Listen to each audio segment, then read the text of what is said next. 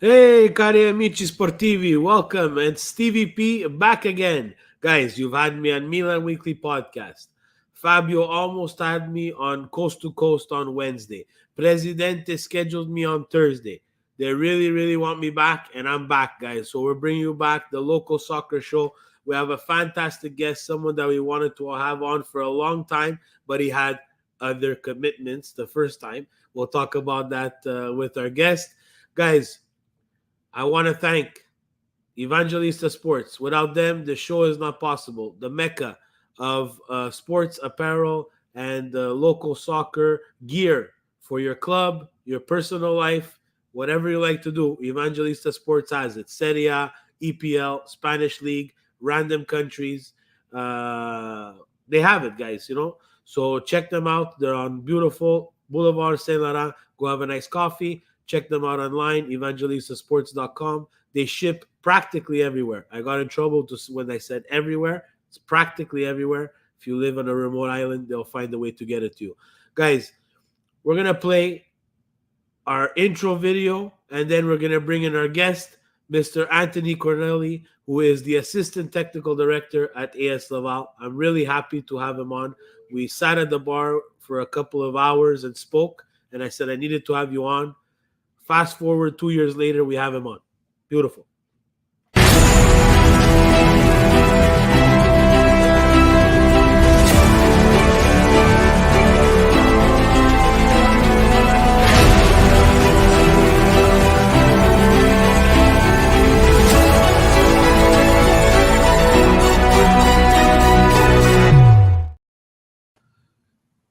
Mr. Corneli, welcome to the local soccer show brought to you by Milan Weekly Podcast. Thanks for having me. Thank God I didn't hold my breath because it's 2 years we're going back and forth. So it's a well waited. It was a good wait, and I'm happy to be here. Thank you so much for having us on, taking the time to be on. We're happy to have you on. We had, Mr. David Chirasolo in the past when he was at AS Laval. Now he's moved on to bigger things. I had the pleasure of having David as an instructor going through my C license. So shout out to David. Thank you for all the knowledge and guidance through that C license course. But Anthony, let's talk about you and introduce you. We said, like I said in the intro, we had the chance to speak. You're a soccer guru. But for people who don't know Anthony Corneli, how did you get into the sport? Talk to us a little bit about your career and where you are now. Thank you, Steve. Well, basically, like any other Italian from the East End, you start out playing for your local club. I started playing at Patriote Notre Dame di Consolata, which then became Sporting. Finally ended with a merger with Jean Talon Rosemont. For some of the old timers that are listening, you'll remember those the glory days. After a modest playing career, I could say, I got into coaching really young at 16 years old.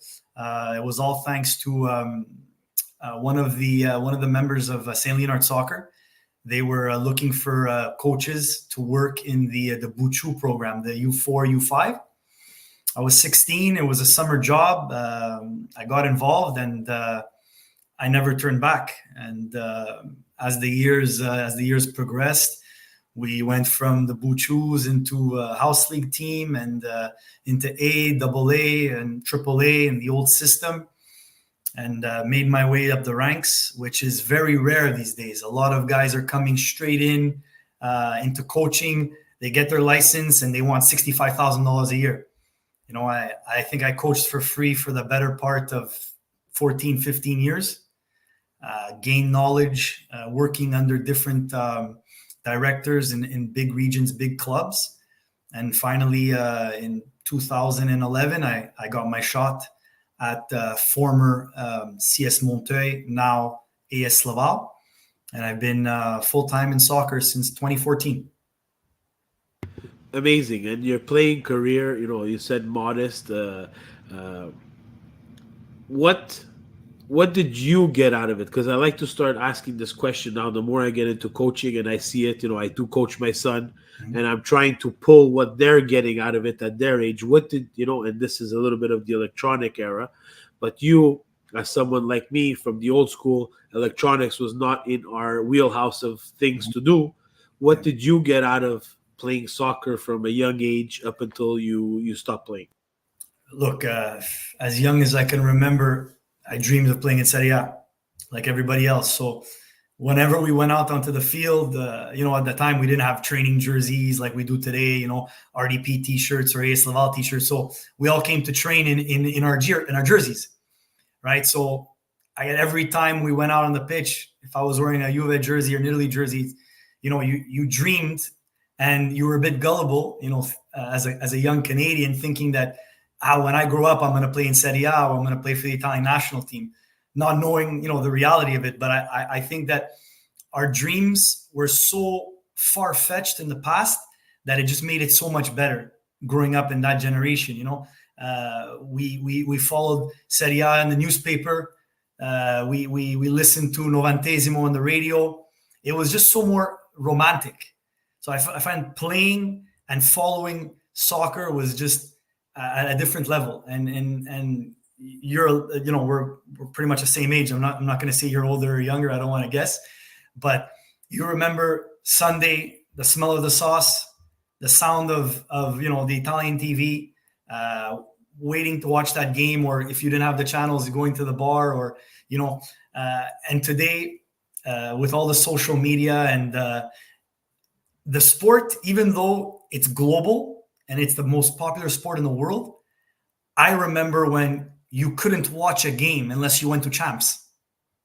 Now it's become so accessible to the world, which we should love that. But the sport that was once a niche sport for the immigrants has kind of like gone worldwide, and for me it changed a little bit. I don't want to ruffle any feathers. No, it changed. It It's changed. not as romantic as it once was. Let's ruffle feathers. It changed. The sport changed. The way we view it changed. I think social media and the accessibility of it, exactly, you put it perfectly. It removed the romantic part of it. I remember, Isquille di Trombe waking me up if I wasn't up already, and watching the game, remembering everything that I watched so that I can go to that practice on the Tuesday or Wednesday and find my Juventino friend or find my Inter friend, which, imagine, we were friends at that time, and bash him about what the result was. Now it's so instant that it's done on the fly. It's almost, you want to shut off your phone. You don't even want that banter, because you're dealing with a generation that doesn't understand. Again, it's one of the things that I really, really don't want to lose. And again, I'm new to the coaching, but I'm a soccer purist. I love the game for what it was and what I think it should be. And that is physicality. That is when for 90 plus minutes, we're not friends anymore. And I want to bring that back. I want to bring it back in a respectful way. I just don't know if society is ready for that. What do you think about what we used to play in terms of soccer and what soccer has become now? Look, with the social media of today, it's incredible, because back in the day, we played, whether you played at RDP, whether you played at Saint Michel Pompey, Montreal North, I'm sure you played at one of those three clubs. Nobody knew the results. Nobody even knew the standings. We would play and we'd find out at some point during the year, Concordia would send a printout, third place, and today, 13, 14, 15, 16, 17, there's highlights on Instagram Clubs are doing a fantastic job with social media. You're getting results of U14 games live, which, we never had that. So that part of it is incredible. And also with like the VEOs, coaches can film their games, go back, cut film, do film sessions with the group. So that's amazing. But I just remember that there was always, when we played as youth players, wherever you grew up playing, there was always like a mist or like some sort of like a holy vibe around our game day. Like we would be at Garibaldi or Stade Bear, and on that Wednesday night, all the girls from the school would come and watch the game, and nobody like that part of it. Maybe because Anthony, game day, you couldn't go swimming in the pool, huh? never. You couldn't eat before a certain time. You couldn't go in the pool. I used to Vaseline the boots before because they were leather. Now you can't Vaseline plastic. No. But, there was just a mystique, I guess. I mean, as a player, but now maybe the young players, they feel it, and this is their time, right? This is their Champions League, right? And that's how I approached my soccer, and even later on, playing Total Campo, and people say, well, why do you take it so serious? The Total Campo or any of those senior leagues, that was our Champions League. Exactly. That was our Serie A.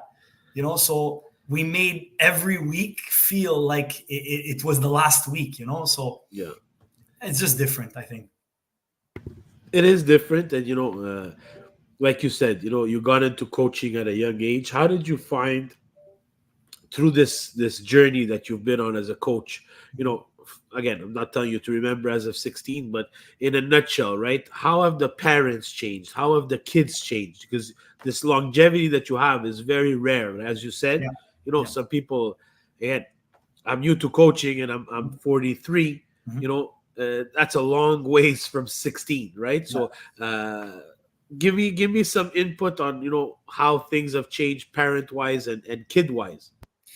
So on the parent side, when I started coaching, if there was, for example, if there was a player that had, an attitude or he had discipline issues, the parents would meet with you and they tell you, don't be scared. I'm giving you the permission. Dig into my son or my daughter. She's acting up or he's acting up. Sit him out, suspend him, make him run laps or whatever it was in the past. And they wanted the tough love from the coach. And a lot of times the parents would say, my son, my daughter respects you, sometimes more than me, more than they respect our parents. So can you talk to him? Can you discipline him? Don't worry about it. We're on your team. And I think a lot of that generation, or even our generation, we grew up a little bit with tougher skin. Whereas today, you have to be careful with everything. What you say, how you say it, the level of discipline. You need to flirt with that line, and I've done it. But be prepared to have parents request meetings, and they want to know why this, why that, and they have every right to. They have every right to, because they're paying. They're not pros, right? They're paying to be in your club. They're paying for me to work with them, etc. So they have every right to meet. But the meetings from when I started to the meetings of today, it's night and day. And I feel, again, we said that we were going to ruffle some feathers, that parenting, and I think you're a father, so maybe you can, I'm not, maybe you can chime in. Parenting has got a little soft compared to when my dad would not let me sit in the front seat if I had a bad game. Oh, absolutely. I can tell you from, again, like I said, I choose to keep this, the experience that I had playing soccer. I want my son to have that same experience. I want the kids that I coach to have that same experience. For me as a father, I think I owe it to the parents. And the way I approached it, and again, maybe because I am a father who's coaching the team, it's a bit different. They understand that I'm serious about it. They understand that I expect them to be, disciplined. We want to have fun, but we want to, we also want to be class. We want, and it's for my club too. I wear the it's a new patch, but it's the same patch I've always wear. Yeah. CSRDP, we lost that class a long time ago. I want to bring the class back. Yeah. And this is why Marcello knows, President in the background. I've spoken to you about it. I've spoken to Marco about it, to David about it. I chose to go on the board to make a difference, to bring back the class. Yeah. And if I can start at the team level, I think people will respect that, and maybe we can change. Maybe I can make an impact on these kids. Maybe they're not going to be pro, but maybe that father 10 years down the line or 16 years down the line is going to say, well, Coach Steve was tough on you, and you're a better person today. Maybe that kid's going to remember me. That's my goal. No, for sure. And like, just to touch on what you said about the club and bringing back the class, not a kid grew up in our generation that wasn't scared of playing RDP. I am an 83. I played against, Jason DeTullio, God rest his soul, the Mike Vitulanos, the Rocco Placentinos, the Sean Rosas of the world that were at RDP, and many more that came out of that club. And I want to mention Carlos Sardelli, because I know he's going to watch the show. He's going to hate me. Carlos Sardelli, probably one of the greatest center backs ever in Montreal. So RDP produced players. They won championships. They scared teams out of the park. And I believe that a club the size of RDP, with the logistics that you guys have, the fields, the complex, the club deserves to be back up where it once was. Yeah, and I thank you for that, and I thank you for that for a couple of reasons. One, through social media and through what I like about that is I can sit here, and again, am I representing the club? Yes and no, because I am a board member, I am a coach, but I want to use my platform, and this is my platform, to talk to educated, and people that are in the industry like you, to let people and remind people, not only CSRDP, what AS Laval has done. Like, let's stop competing and let's start working together. Same thing with Ville Saint Laurent. Same thing with, if I could have someone from Lakeshore. If I encourage people to come on and let's talk about things. Yeah. Let's talk about things. What are you doing good that I can maybe implement that's going to make my club better? Yeah. Because just having two humongous clubs on the island is not going to do anybody any good. Yeah. Geographically, it just doesn't make sense. The more we spread it out, the more good people like you continue to do your work at AS Laval. Sean, same thing for Sean. Carlos Sardelli. You spoke about Carlos Sardelli. Well, who was on the field with me today? I had half a field. And just quickly, for everybody to know in RDP, is all those guys that you named off had to go and continue their career somewhere else because class was lost. Class was lost, and that's again ruffling feathers and telling people the truth. Now we need to bring the class back. Look, again, I mean, in the East End, Rosemont Saint Leonard. So I played my soccer. I played a year senior for RDP Condorus. I played in Anjou senior, but I grew up in Saint Leonard. And if you look at it right off the top of my head, I can name you 5 coaches that are flirting with A licenses, who've played professional, who've played on the national team, who are abroad, that had to leave St. Leonard in order to have a career.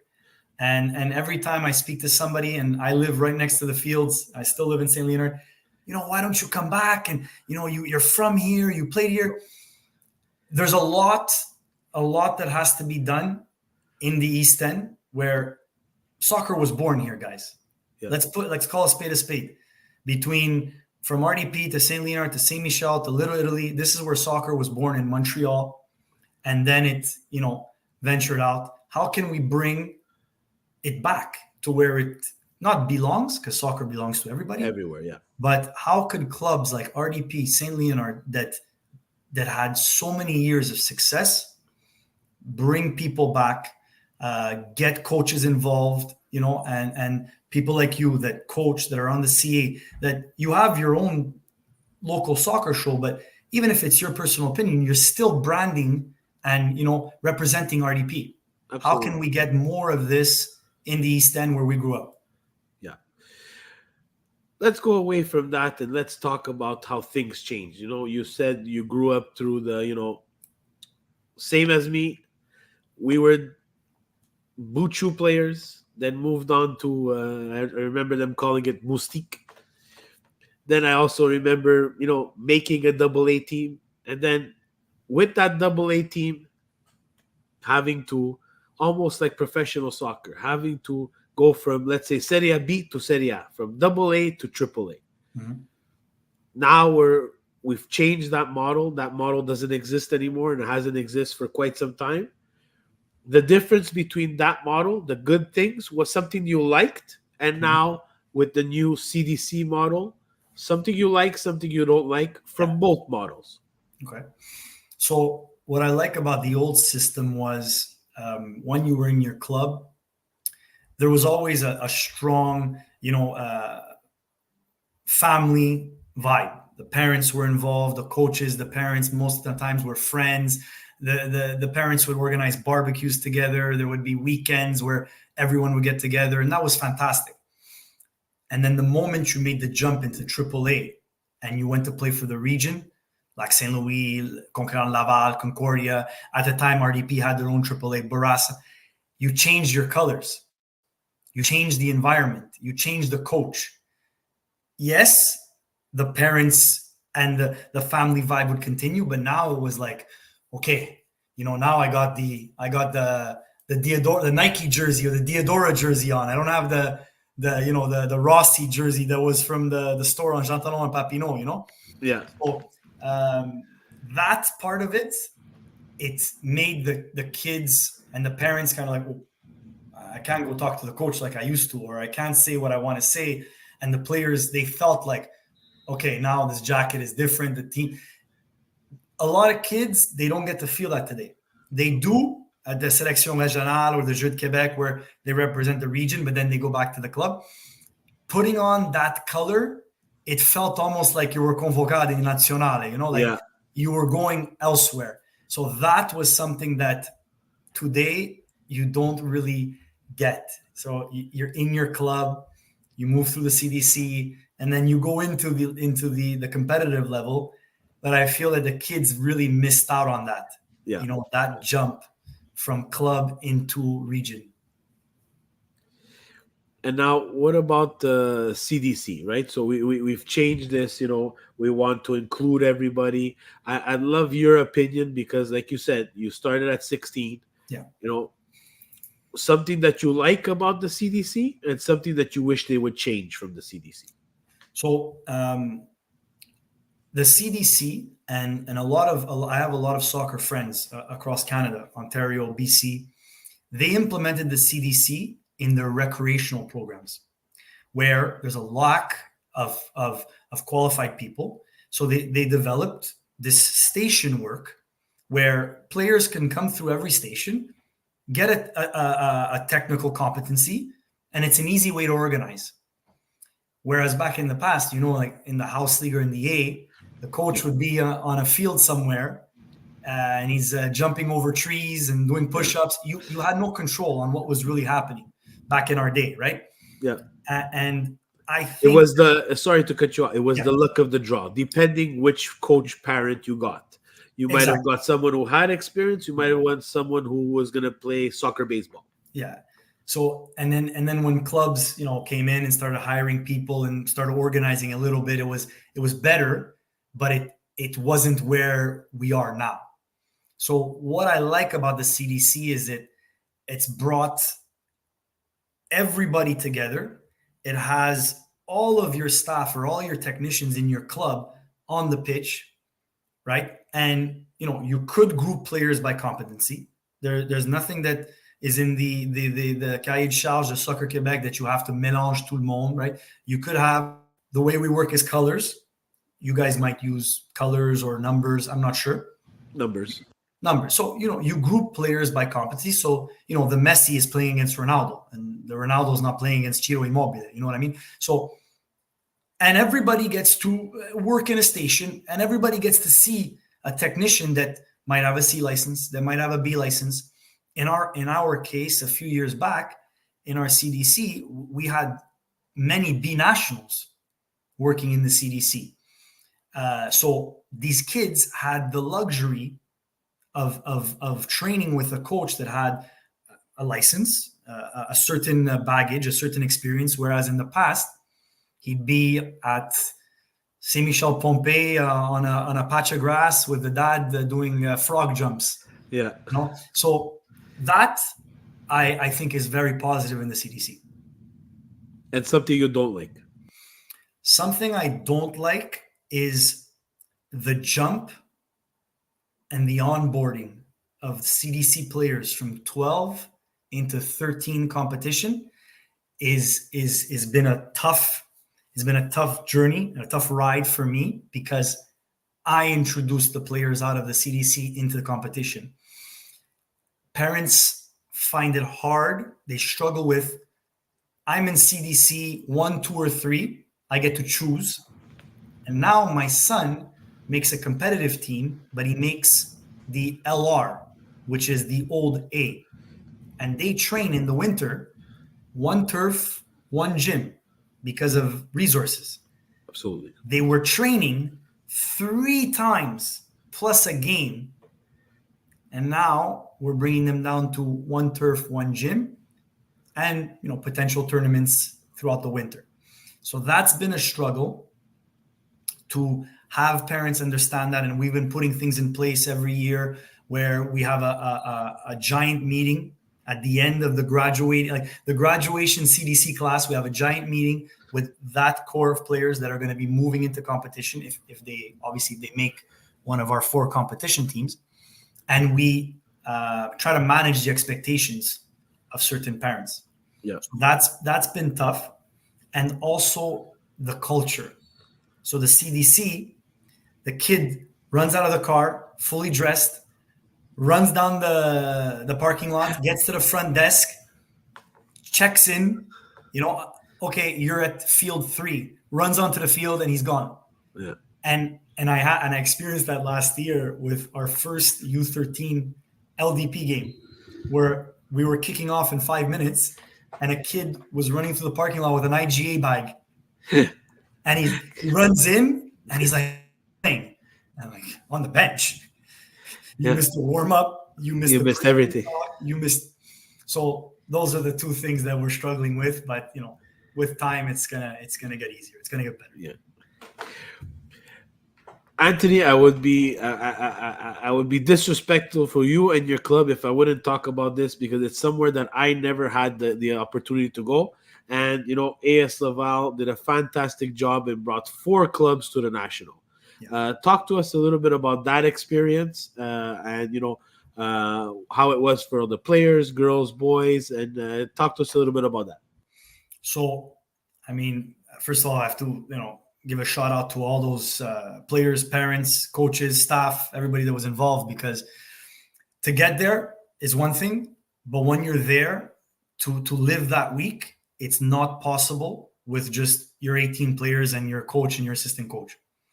You need physiotherapists, you need your managers, you need your technical staff from the club, just so that it runs smoothly and so that the players have everything they need to be successful. Doing that for one team is 8 days of no sleep. So it's not a tournament where, we're going to the Wildwood tournament, and then after the game, we're going to the amusement park, and then or to get an ice cream. It's 6 a.m. You're up, you're at breakfast, you have a team meeting, you go for a team walk, you go to the field, you play, you come back, you recover, ice bath, team meeting. The coaching staff is up all night watching the game, watching the opponent, because all the games are live streamed, preparing the next day. You don't sleep. The moms, the managers are washing uniforms. You got to manage snacks. You got to make sure they're hydrated. So it's not a vacation. And we had 4 teams, 80 players, 20 coaches.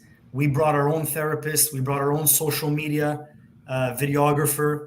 We bought our own coordinator that helped coordinate all the game sheets, the buses, our managers, and me and Sean.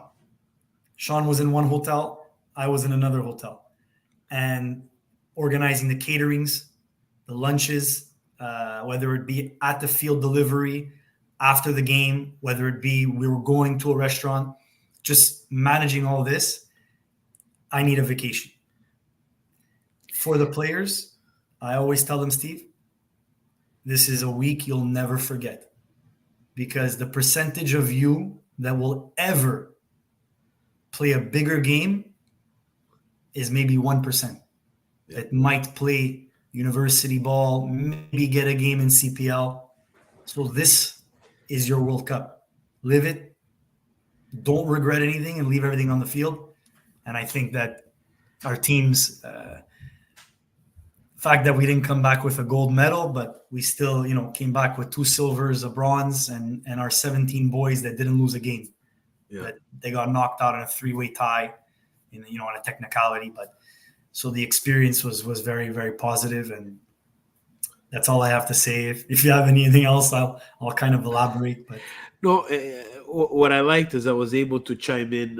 Someone sent me the link, so I was able to chime into one of your girls' games. I forget who you were playing. Apologies, but I think you won that game 4-1. Mm-hmm. Yeah. And it was played. We're in Alberta here, so you saw that the air quality wasn't the greatest. Yeah. How did you have to navigate that? So we navigate the cold, we navigate the heat. Now we're navigating the air quality, because that was a bit of a hiccup, right? It kind of threw a little wrench in everybody's plans.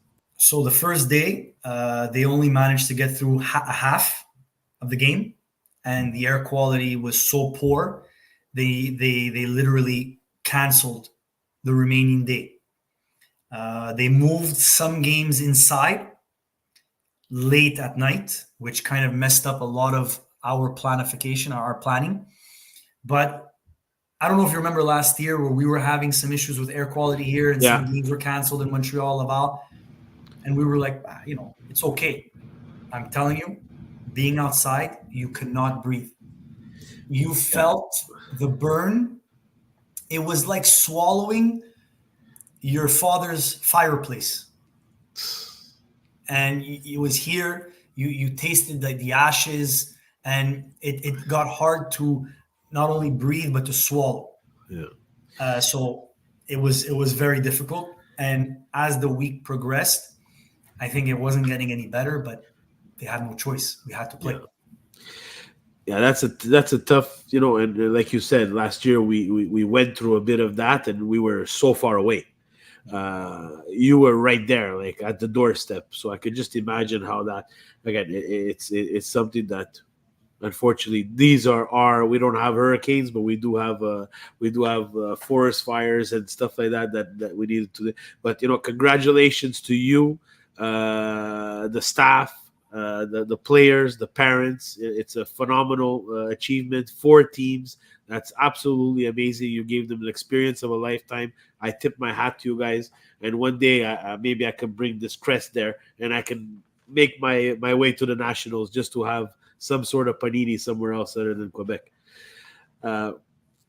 If we pass that, and you're very established. You have, you've obviously made this your career, right? Yeah.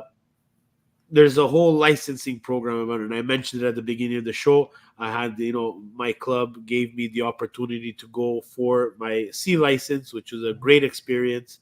Much more work than I thought it was going to be. And it gave me a little reality check, right? This again, to be transparent with everybody who don't know me, that this is not my career. Mm-hmm. I do have a full-time job, and to do this, it was a challenge. Speak to me about your licensing experience. Where are you right now, and what's the next step for you? So I mean, when we were younger, we started off. We didn't have any licenses, right? We were just on the pitch, working on the weekends, part-time summer job. And when we made the jump into coaching our first team, and I'll tell you that me and Marco, one of your former guests, who you know very well, we coached a house league team together in 99, 2000. That's some around that point, 2001. And we went for our first licenses at the time. And it was the S2, S3, S7. Those were the first stages of licenses where it was just a weekend. You know, you showed up, you ran a few drills, they would sign you a little Canada Soccer diploma. But it wasn't until 2007, 2008, where I took my DEP, which is now known as the ESP, where soccer really opened up to me. You know, I was, teaching players to trip on themselves at Parc Ferland to win a penalty, and now for the first time, we were, learning how to organize a session, and it felt real to us. We were still young at the time, not so young, but still young at the time, and it was the first opportunity I had to work with, Valerio Guzzola and John Lemiadis and all the big names in Quebec soccer. And that really opened up my eyes to, we need to be better. This is what it is to be at the provincial level. We need to be better. And you work and you read, and now there's we didn't have YouTube right at the time, so now there's a lot of stuff that you can go and grab online, but we didn't really have that.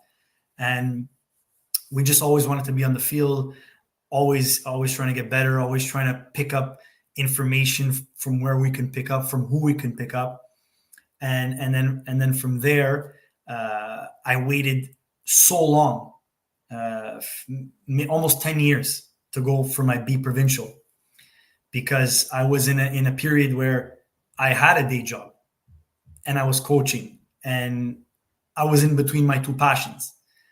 For some that know, I always worked in the restaurant business. So I had coffee and wine and soccer. Those are the only things I know.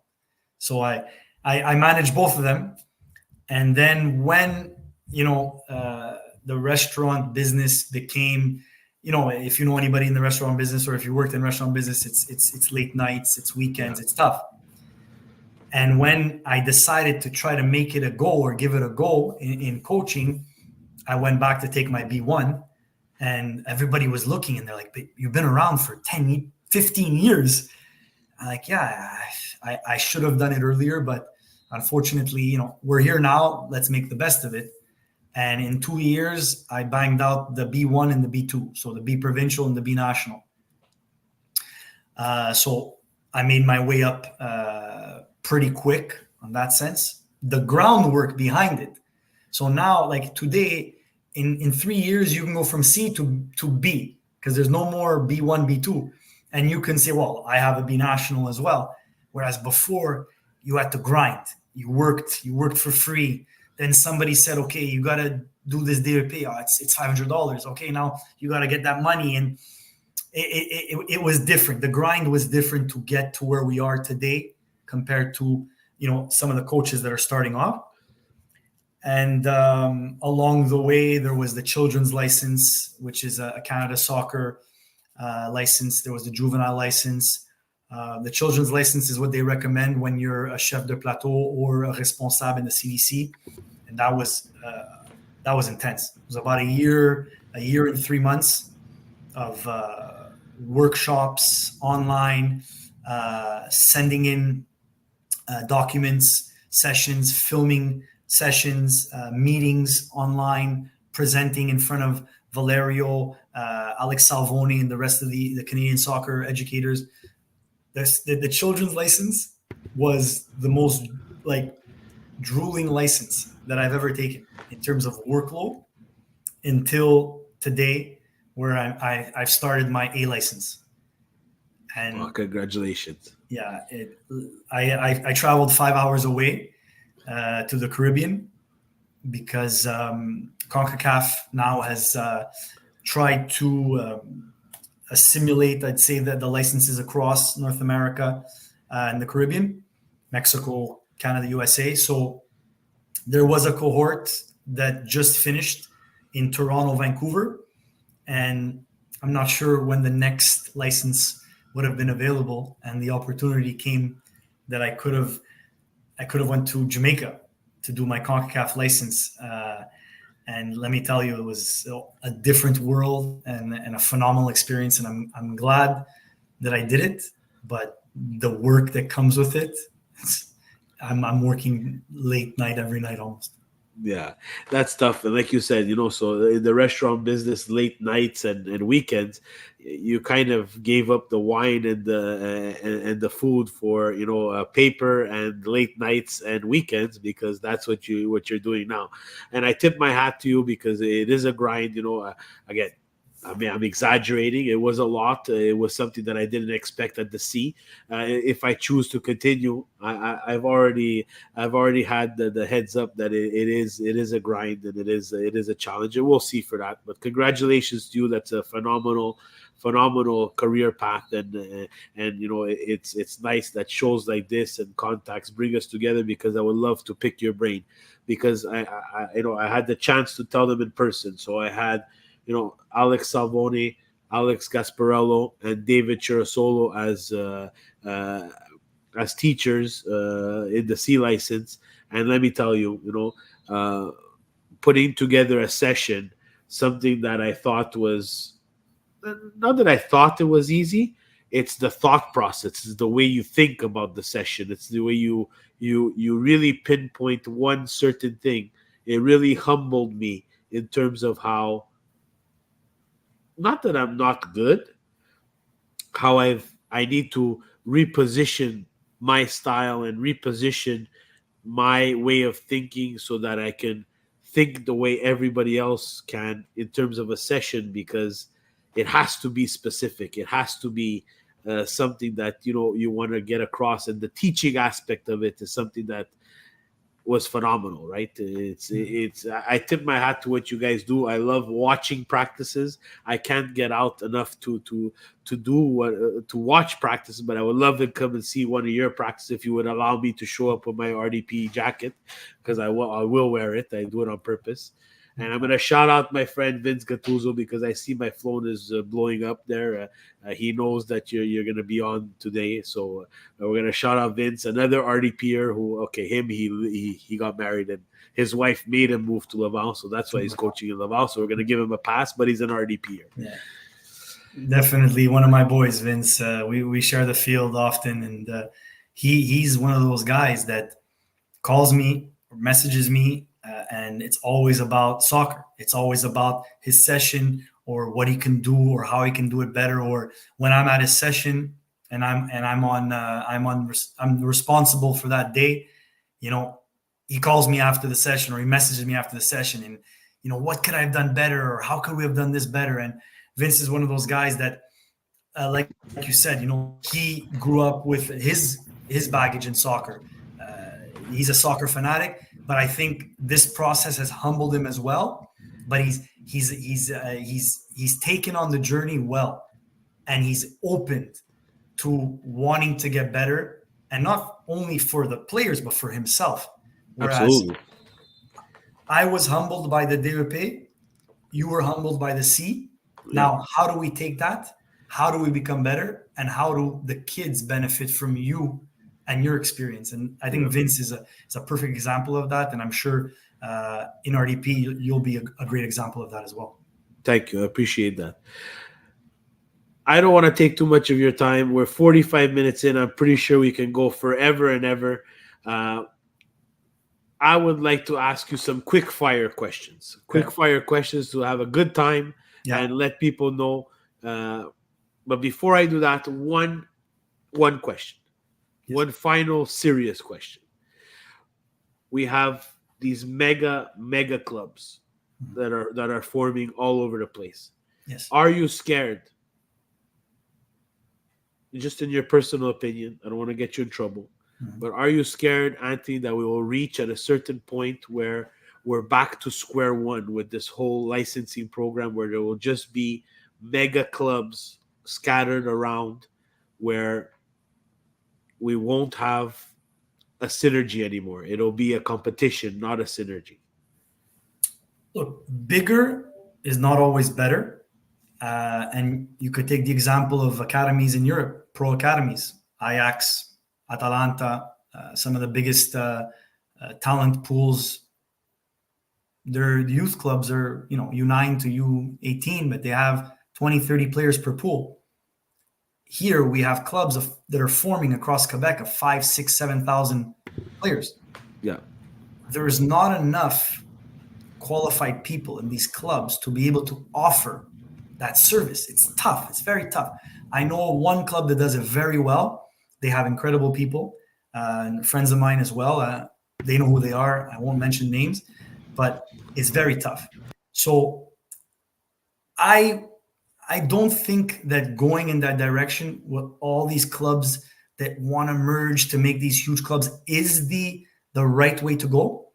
I think coming in a club that does come from a merger in Laval, I think it was the right thing to do, because the West merged into a club of about 3,000 players. The East merged into a club of about 3,000 players, and we were able to offer better football in Laval to be able to go and compete outside. I think that in Montreal, I think there is, I know that Montréal Centre merged, Panellinos, Villeray, Saint Michel. I think there are opportunities for certain clubs to merge, but it has to be for the right reasons. It has to be because, there's a small club here, a small club here, but together with the staff, the CA, the volunteers, we can offer a better service for the players that's going to, help develop. And then everybody along the way just becomes a little bit more competitive, and everybody will benefit from it. But if it's just for size, just for money, just for the grandeur of being the biggest club, I don't think that's the way to go. Yeah, I agree. Quick fire questions, Anthony. So we'll let you go, and it's not that much of a late night for you because you got some homework to do. If I ask you your favorite player, just to because we spoke about it before, and you hung his jersey behind you. Roberto Baggio, without a doubt, today, tomorrow, forever. Your favorite Serie A team? Juventus. The one you hate the most? Inter. If you had to, not compare, but a manager, a mentor, someone that you kind of look up to pick and choose ideas from, both local soccer and professional soccer, one of each. Professional soccer, Antonio Conte, and local soccer, it has to be my best friend, Marco. Nice.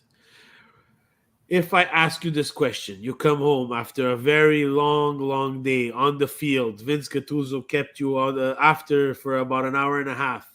You got to eat something. It's penne lisce or penne rigate? Penne lisce is blasphemy. Penne rigate or go home. Yes, sir. Guys, I want to thank Anthony so much for being on the show. Thank you for sharing your experience. Thank you for sharing. It's a pleasure. It's great, guys.